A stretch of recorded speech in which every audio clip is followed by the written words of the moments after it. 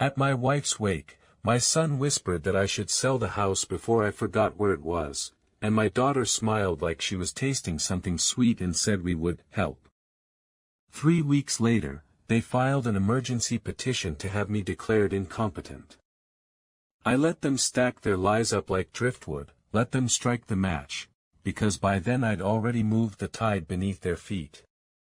And when we finally stood before the judge, I held up the deed they had recorded at the registry, the one they said I signed, and asked the clerk to read the date beside the second signature.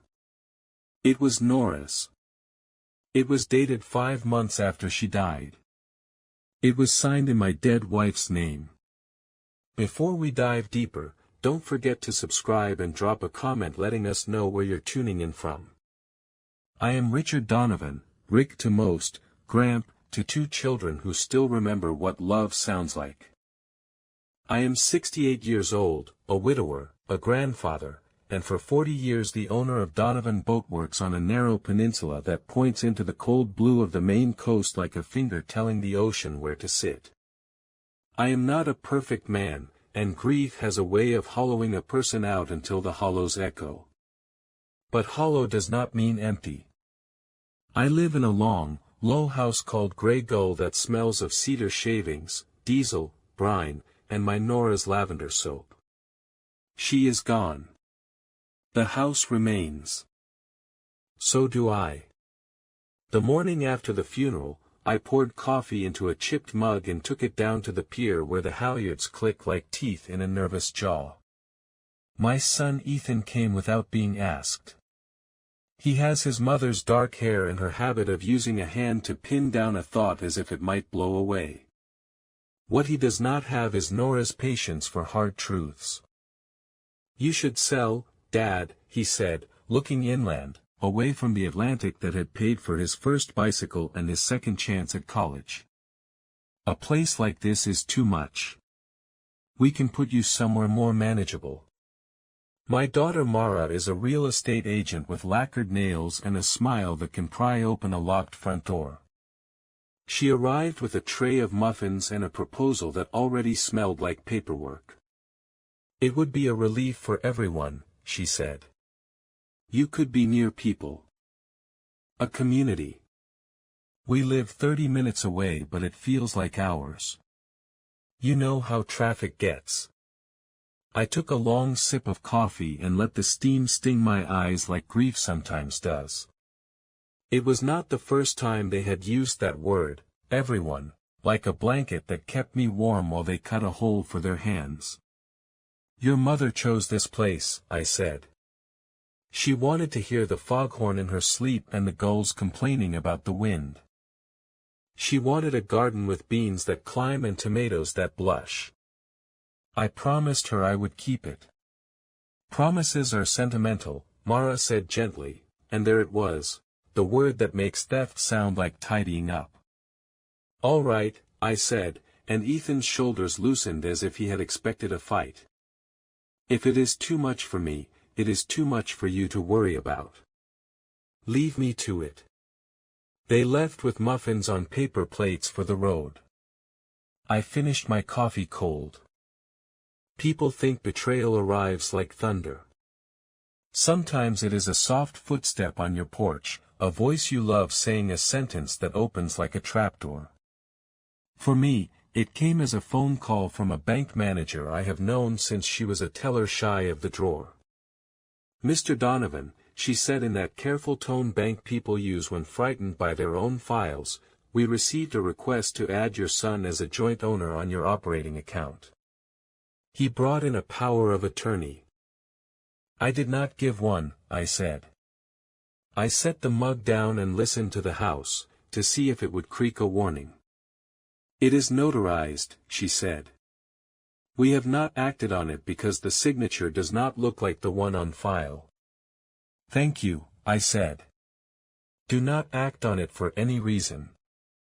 In fact, flag it with whatever color means fire."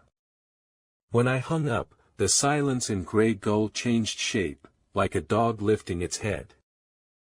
I walked to my office and opened the blue metal file cabinet that has swallowed a lifetime of small proofs, insurance cards, registrations, the original deed with the iron smell of old ink, tax returns that are as boring to look at as they were painful to pay.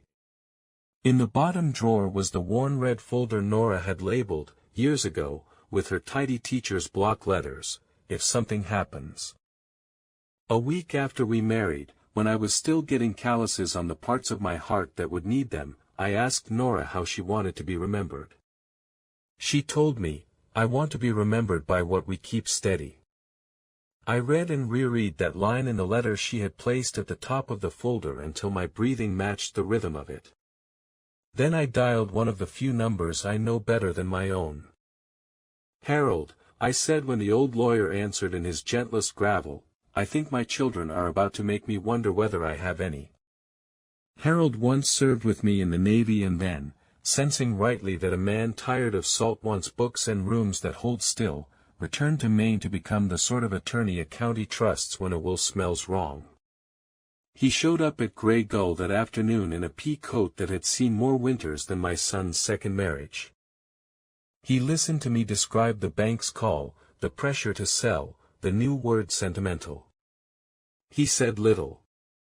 Harold is a man who knows the cost of words. "First," he said at last, "we get you an independent capacity evaluation. Not because you need it, but because they will say you do not. Second, we review your estate documents and assume they will discover any gaps we leave. Third, we plan for war as if peace were guaranteed." We began with the test. The neurologist asked me to draw a clock, to remember a list of 5 grocery items, to repeat a sentence backwards. She asked me to tell her the date and, because I am me, I told her where the wind was coming from and what the tide would do to a boat that did not respect it. She smiled when I finished. "If this is impairment," she said, "I wish half the county had it." Her written report was clinical poetry, oriented, intact executive function, adequate judgment, no evidence of dementia. We made 3 certified copies and put them in places where thieves do not think to look: a fishing tackle box, the back of a cookbook Nora made for our grandchildren, the hollow beneath the lowest stair. Next, we pulled my old will from the red folder and laid its weaknesses out on the table like old tools. The will left the house and the boatyard to Ethan and Mara equally, the brokerage account to be divided, a smattering of bequests to the library, the Coast Guard Auxiliary, and the church where Nora taught Sunday school.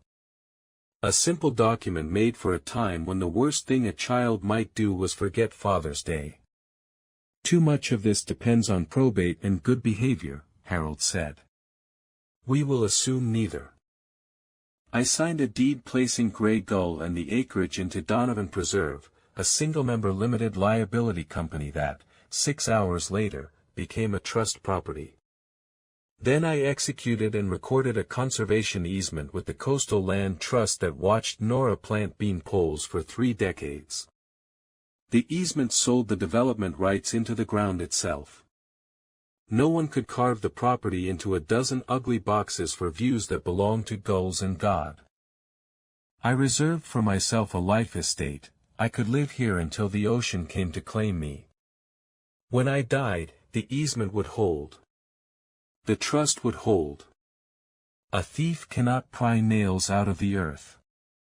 We titled the boatyard's operating assets into a holding company I had created back when Ethan still wore a life jacket because he thought it looked like a hero's vest. Then we appointed the Nora Tide Foundation as the remainder man of my personal trust. The foundation did not yet exist that morning. By sundown it did, with a board of 3 people who had never asked me for a thing in their lives: the librarian who once kept the building open late so Nora could teach adults to read, a neighbor who shoveled my walkway without telling me when my back ached last winter, and a retired math teacher who had taught Ethan to add and multiply and had never stopped loving him even when he chose subtraction. Harold's pen moved across paper like a skiff scudding in a breeze. Every page I signed felt like a knot tightening in the right place. "Now," he said, "we listen." He was not being metaphorical. He handed me a pen that was not a pen, a tidy thing that recorded voices better than some radios do. He walked me through where to keep it and where to place an innocuous little square near the door. He grumbled about the loss of the world where ears alone sufficed. On Tuesday, a courier delivered a manila envelope. Inside, a springing durable power of attorney that would have given Ethan control over anything that could be taken out of my name, and a healthcare proxy that would have given Mara control over everything that could not. The notary was a friend of my son-in-law, Colin, the sort of developer who calls marshland worthless until he can pour concrete on it. The signature was a practiced version of mine. The loop on the R tried to swagger like I do when I am in a hurry and pretending not to be. The D sat cleaner than any letter I have ever written. I placed the document on the kitchen table and sat down with a calm I had to fetch from very far away. I called Ethan. "Son, I received your forms," I said. I could hear his relief through the phone, dependable as a tide. "Good," he said. "We were worried you would not get around to it. We want to help, Dad. There is a kind of help that wears another name. I will bring them to Harold for filing," I said. "Wait," he said, voice quickening. "No need to involve outsiders. We can take care of you. Family." There it was again, that blanket. "Bring Mara to the house tonight," I said. "You too, Colin. I will sign whatever I should sign. Harold will be there, for form's sake." "Of course," Ethan said, and he said of course like a man who has just seen a lock give way under his hand. I set the table with 4 plates and placed a roast chicken in the center like a white flag. Harold sat where a man can see both the door and the kitchen knives. I slipped the pen that was not a pen into the pocket of my flannel shirt and turned my hearing aids to a setting that let me hear what people mean. They arrived smelling of cologne, expensive moisturizer, and hurried victory. Mara touched the framed photograph of Nora beside the stove. She turned it face down with a sigh like piety and said we would move it to a place of honor later. Ethan slid 3 documents across the table. The power of attorney I had already seen. A healthcare proxy with my name signed so neatly it made my real hand look drunk. And the deed, quitclaim, from me to my children, vesting Grey Gull outright in them, in exchange for their promise to care for me so long as I lived. There were 2 witness signatures I did not recognize and a notarial stamp from a woman I did. "Why is Nora's name here?" I asked, running my finger over the second signature on the deed, the ink pressed into paper in a way that told me the hand that made it still believed ink could persuade time. "Clerical issue," Colin said smoothly. "It is a template. Standard. We need both spouses on the record so there is no question later about title. It prevents challenges." Nora had been under the ground for 7 months. "She would be relieved to know you planned for challenges," I said, and I let the word sit very still until stillness did its work. Harold cleared his throat. "I am here simply to witness whatever Mr. Donovan wishes to sign," he said. "I will also note for the record that we have a recent and thorough capacity evaluation by Dr. Hendry. Her report is here. Should anyone require reading glasses, I have a pair." Mara waved the offer away. "No one wants a battle, Harold," she said, using his first name without having earned it. "We are trying to avoid one. Dad is agreeable. He said so." "I said I would sign what I should," I replied. "I have not yet decided what that is." "Dad," Ethan said, using the word like a rope, "we have been patient. Your memory is not what it was. Yesterday you put your keys in the refrigerator." I had.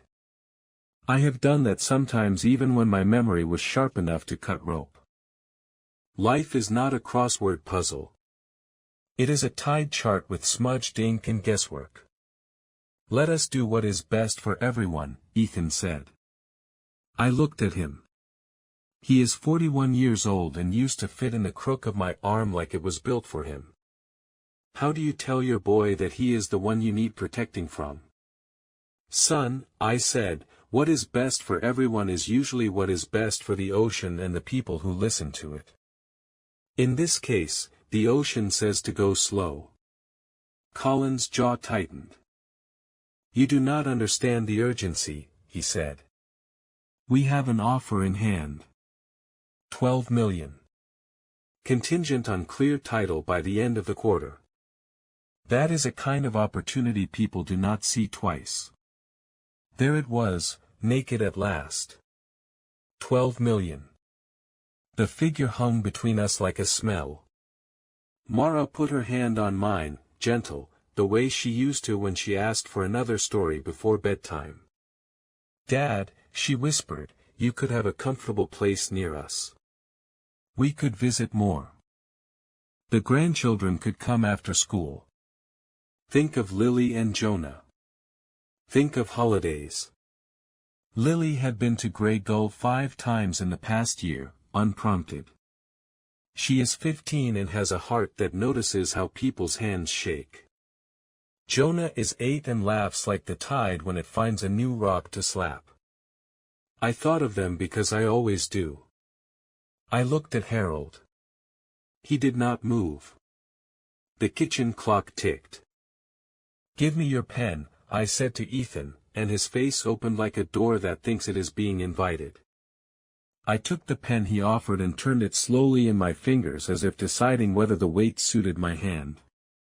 I placed the tip on the line above my name and drew a short, useless curl. Then I stood, took Harold's coat from the back of his chair, and handed it to him. We are done, I said. Everyone needs a good night's sleep to remember what matters in the morning. Leave the papers. I will think. Ethan swore, soft, but a word he used to scold his son for saying when a video game defeats him. Nora blinked tears into existence the way some people can. Colin looked as if someone had told him fire was wet. They left. Harold stayed. I wanted the handwriting sample, I said when the door closed. From his pen, on their paper. Harold smiled in a way the Navy taught us to, for the moments when you have just saved the ship but no one should cheer. Tomorrow, he said, we will deliver this to the clerk of court under seal. By dusk the next day, a deputy sheriff I have known since he was a boy ringing the bell for the 4th of July parade was standing with Harold in my kitchen as 3 men from the registry of deeds flipped through pages in an office across town and hit the landmine we had buried for them. The quitclaim deed had been recorded the previous afternoon at 3:59, 6 minutes after Nora left my house with a look that asked whether I understood love. The notary whose seal had impressed the paper helpfully initialed the margin where she corrected the month she claimed Nora had signed. She had written June. She had corrected it to November. Nora died in June. A warrant for fraudulent execution of a deed is not the same as a broken heart. It does not mend the tear, but it does stitch around it so spilling out slows. Ethan and Nora were served at their breakfast tables, their plates of eggs and carefully arranged fruit beside envelopes that contained words none of us would ever forget. I am told Ethan went pale and sat down hard and did not speak for a while. Nora called me and then hung up before I could say hello. At noon, their lawyer filed a petition for emergency guardianship, attaching affidavits from 2 of their friends who said I had been confused and forgetful at church, at the hardware store, at a traffic light where I waited a full minute after the green because a tourist had stepped off the curb and looked like he might reconsider living. They filed a motion to void the conservation easement as a fraudulent transfer intended to defeat their rightful inheritance. They requested a temporary restraining order freezing all assets. I did not eat lunch. I sharpened a pencil. I called Lily. Gramp, she said. Her voice carries calm like some people carry perfume. Sweet girl, I said. How is school? It is school. Are you okay? I am steady, I said. Listen to me, adults are about to behave like children in front of you. Remember what is true. You are loved, and you are part of what lives on. I know, she said, and she does. Jonah made a boat today out of a juice box.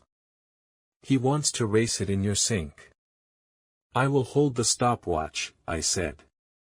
In the courthouse, the emergency hearing unfolded like a storm we all knew was coming. Mara's lawyer wore an expensive suit and a watch that measured other people's time. He spoke about decline, about my supposed inability to handle finances, about a community at risk from an old man alone on a rocky point. Harold stood when it was his turn and did not button his coat. He does not waste movements. Your Honor, he said, we do not object to care. We object to theft. The petitioners recorded a deed bearing the signature of the decedent 5 months after her death. The same petitioner now accuses her father of incapacity because he would not sign other documents they drafted. We have an independent neurological evaluation. We have a forensic document examiner prepared to testify about the power of attorney and the health proxy. And we have the land trust here, whose easement was recorded weeks before the fraudulent deed, protecting shoreline that belongs to history and to birds. The only emergency is that a bad plan has begun to unravel and those who made it are panicking. Let it unravel. The judge, a woman with hair the color of the jailhouse bricks and eyes that have seen every flavor of family, removed her glasses and rubbed them with a handkerchief. Mr. Donovan, she said, do you understand these proceedings? Your Honor, I said, I do. My children believe love is the same as possession. It is not. Laughter bubbled in the gallery and then died when the judge glanced up. I find no basis for emergency guardianship, she said. I find probable cause for investigation of the deed. I order that all parties refrain from transferring any further assets until title issues are resolved. Mr. Donovan, if you fall, call someone. Pride is a poor substitute for a hip. The room's temperature returned to human. The gavel made a sound that felt like a door being closed gently by a steady hand. Outside, beneath a sky that looked scrubbed, a reporter asked whether I had a comment. I do not. I am a boatman. I let the line speak. I went home. I opened a can of soup. I fed the gulls stale bread and told them secrets they already knew. The next weeks were a ledger written in 2 inks, grief and work. Harold filed a quiet title action that would require the registrar to untangle the knot my children had tried to tie around Grey Gull. The land trust intervened with advocacy more muscular than I had expected. They love our shoreline as if it were a person. The forensic document examiner wrote a report that read like a love letter to ink. My loops do this, my slants do that. The pressure of a hand that has sanded oak for 40 years cannot be faked by a man who holds a pen like he is afraid of it. Meanwhile, Ethan and Mara did what people do when the current turns against them. They swam harder in the same direction. Ethan visited unannounced and tried to move back in nostalgia, as if the house would forgive him if his memories forgave him. Mara stood in my garden and said that a woman in my condition should not be using tools with blades. She held up a radish as if it were evidence. Stop, I said finally, and my voice surprised me with its volume. Stop pretending this is concern. You want the house. You want the money. That is the fact. We can speak like adults or we can let judges speak for us. But do not use love as camouflage. It makes the real thing harder to see. Her mouth formed a small, perfect circle of offense. She left. She came back the next day with lilies and placed them on the porch as if flowers could colonize everything they touched. The notary whose seal had landed me in this court peculiar circus sat before a grand jury and testified about the clerical mistake on the deed. Under questioning, clerical mistake became common practice. After a recess, it shifted and molted and finally landed on favor. Favors like that have a way of sprouting handcuffs. She avoided jail by offering the names of others. I did not feel glad. I felt old. My son-in-law, Colin, who had remained a presence like the oil sheen a careless man leaves on water, sent me an email with a subject line that read proposal. He wrote about the value of partnership, about how I could retain a place of honor in a development plan that would, his words, bring Grey Gull into the future. He attached renderings of rectangular houses with wide windows staring at a sea that would not love them back. He left out the part where marshland is not a blank page. I pressed delete. I pressed it again softly, as if the key could feel my relief. Somewhere in the middle of this, Lily asked to come for the weekend and bring Jonah. I said yes without thinking because that is how yes should always be with grandchildren. They arrived with backpacks and cereal and a juice box boat. We made a racecourse in the sink. Jonah's boat hugged the stainless steel like a cautious gull. Lily's roundabout smile told me she had tucked something under the arm of her sweatshirt. At bedtime, when Jonah lay in the guest room muttering the secrets 8-year-olds tell the ceiling, Lily tapped on my office door. "Gramp," she said, handing me a small black device, "you dropped this in the hall when Mom and Uncle Ethan were here." I had not. She had plucked it from the table with the lightness she learned from watching me remove splinters. "I turned it on," she said without pride, only with the honesty teenagers deploy like a clean blade. "I did not mean to, but I heard Mom talking to Uncle Ethan outside. She said if the deed did not work, there were other options. She said they could tell the court you forgot me at the grocery store and the police had to bring me home." "That never happened," I said. The idea punched breath out of me with the surprise of it. I had waited too long in a grocery store once, savoring the smell of ripe peaches because Nora used to put one on the sill to soften and fill the house with summer. Lily had found me there, laughed, and chosen 2 donuts with pink frosting. We had eaten them standing at the truck, the frosting making our teeth glow like small celebrations. "I know," she said. "I also know you will forgive them if you can. But you should not forget." "No," I said. "Not this time." When they left Sunday evening, I watched their car pause at the top of the drive. Lily stuck her hand out and flapped her fingers in a wave that looked like a gull pretending to be a butterfly. I waved back with my whole arm so they would see it in the rearview mirror and in time when it is cruel. The hearing on the deed felt less like a battle and more like someone finally stating the obvious aloud in a room where denial had gathered like fog. The registrar took the stand and explained recording procedures. The land trust director talked about why certain lines on maps are actually promises humans make to the future. The forensic examiner walked the court through measurements of curve and pressure and the plain fact that dead women do not sign live documents. Ethan did not testify. Mara did. She cried and said she had been confused about dates. The judge listened, and something in her face softened and then tightened again like a sail when a hand momentarily forgets the wind. "I am voiding the quitclaim deed," she said. "I am referring the matter of the signature to the district attorney. I am imposing sanctions. And I am urging this family to consider putting down weapons before the next holiday makes ghosts of all of you."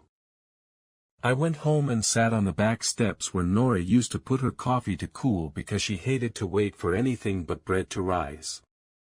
I cried like a man who has kept a dam in his chest for too long. I cried for my children even as I wrote the letters that would change their lives. In the first letter, which Harold folded into the envelope containing my new will and trust documents, I wrote, "If you contest this, you will receive $1. This is not anger. This is architecture. I built it because you taught me to." The trust made provisions for Lily and Jonah, tuition if they wanted it, apprenticeships if they did not, a small cottage at the edge of the property they could use for a week every summer until they wanted it for longer, provided they came alone or without any adult who tried to measure it. I named the Nora Tide Foundation as the residuary beneficiary, with a mission so simple it fit on a postcard: keep steady what steadies others. Scholarships to maritime trades. Grants to the literacy program Nora loved. A fund to replace life jackets at the summer camp where children go to learn that falling in and getting out are both part of the story. In the second letter, which I left on the hall table beneath the bowl where Nora kept keys and gum and the small things that make leaving easier, I wrote to Mara and Ethan, "I will not sell Grey Gull. The land cannot be developed. If you want a part in what matters here, there is work. There is always work. Come and do some. Bring a hammer. Leave the forms at home." A week after the decision, Colin's $12 million evaporated like fog. He called and did not leave a message. Later, I saw him on the deck of a restaurant in town telling a story that made other men lean in and nod as if they had been wronged by fate and not simply caught by it. Mara's fine sedan disappeared and was replaced by a sensible car with a dent that looks like an apology. When she came to pick up Lily for soccer, she stood on the porch and would not meet my eyes. "I am sorry," she said to my shoulder. "I do not know how to fix this." "You start by saying the thing you did," I replied. "Not the thing that happened." "I recorded a deed with Mom's name on it," she said, and her voice trembled and then settled, like a person finally taking a full breath after months of sipping air. "I lied to a judge. I let money change the way I see you." "You let money change the way you see yourself," I said. "Come Saturday, we are recaulking the south windows. Sanding first. Bring clothes that can forgive dust." She nodded. She left. When Saturday came, she arrived in an old sweatshirt from high school I had not seen in 20 years and a face that looked more like my little girl's and less like the mask both of us had been living with. Ethan did not come for a while.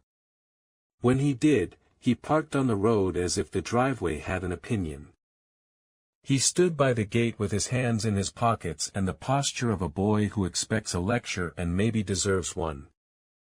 "I did not forge Mom's signature," he said without preamble, because that was the thing he could say that still let him be the good son in his own head. "You brought me a power of attorney you knew I had not signed," I said.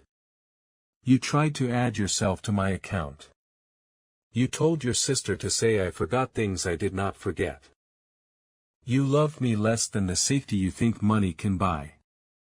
He cried quietly, and I did not put my hand on his shoulder because I have learned that people need to feel exactly what they have made without your warmth making it easier to stand in the mess. Finally he took a deep breath. "What can I do?" he asked. "Help me sand the porch," I said. "Then call your son. Tell him about a time you were wrong and did not die from it. Then come with me to the library and give the scholarship check to Barb with your own hand."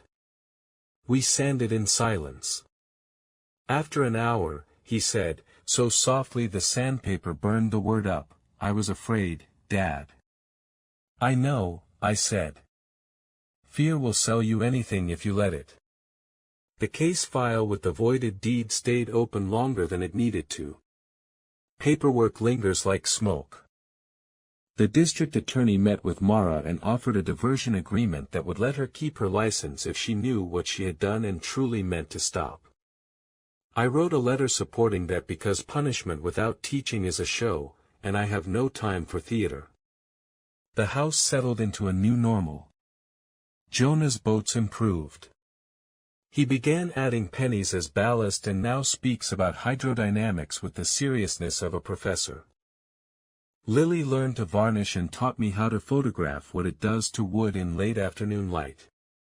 Nora came on Saturdays and learned to listen to the push and pull of a scraper on old paint.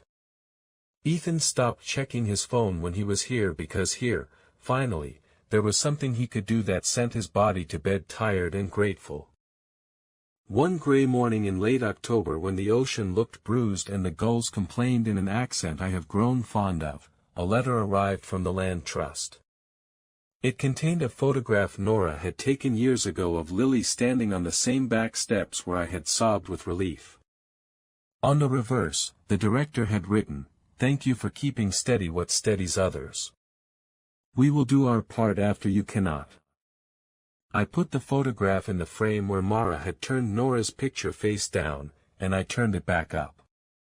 I made soup with beans that had climbed a pole Nora had stuck in the dirt with her own stubborn hands. I sat at the table and let the house hold me. In December, on a day when it snowed with the softness of forgiveness, Harold and I drove to the courthouse to file the final documents, trusts tightened, easements recorded, letters folded into places paper belongs. The clerk stamped each page with a sound that will now always mean to me that I kept my promise. Near the end, Harold laid his gnarly hand over mine. "You have done more than beating them," he said. "You have taught them that the ocean is not for sale." On the drive home we stopped at the market for bread. At the register, a boy with acne counted my change slowly and held the last nickel up for me to see. "Just to be sure," he said, and his caution felt like a hymn. That evening, as the sun rolled along the horizon like a tired coin, my grandchildren arrived for early Christmas. We ate fish chowder and told stories about Nora.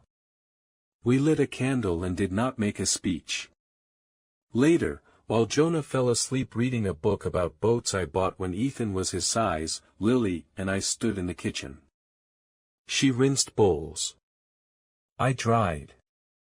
Some griefs are like that, dishwater warm, repetitive, gentle. "Is this revenge?" she asked finally, and the bluntness of youth cut me open in a kind way. "No," I said. "It is a harbor. Revenge sends people back to sea in a storm and tells them they should have been stronger. I am tired of storms." She nodded. We finished the dishes. We checked the windows. We laughed at nothing. At midnight, the house quieted itself.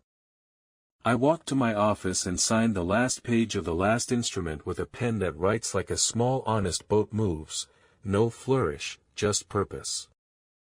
The signature looked like my father's signature looks in my memory, like a promise that is not loud because it is not trying to be believed. When I set the pen down, the weight of all that paper lifted from the room like fog when sun finally finds it.